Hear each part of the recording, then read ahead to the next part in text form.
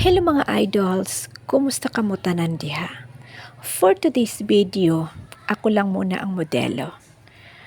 Pagtiyagaan lang muna ang mukha ko, kay mo ni ang modern day of beauty na walang story.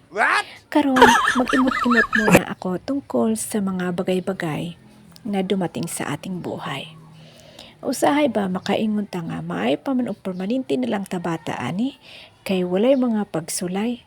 Pero ingon pa nila, kung daghan kag pagsulay, nagpasabot ka na daghan pod og panalangin nga moabotay. Sana o Lord matinuod. God. Sa kinabuhi, daghan magong pagsulay. Apan, kupot lang ta sa Ginoo kanunay. Kay siya may tulay para kita mulahutay. Kaning magkatigulang na ta, din hina subukan.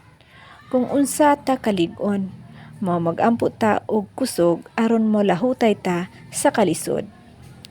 Ang modaog sa lumba sa kinabuhi dili kadtong nahiuna kundi kadtong molahutay. Mao kini ang kinabuhi napuno sa kagul-anan ug kalipay.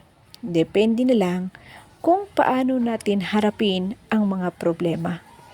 Lagi nating ilagay sa ating isipan na bawat problema ay may solusyon. Ang solusyon ay magsisimula sa gagawin nating desisyon. Maraming salamat sa panonood. To God be the glory.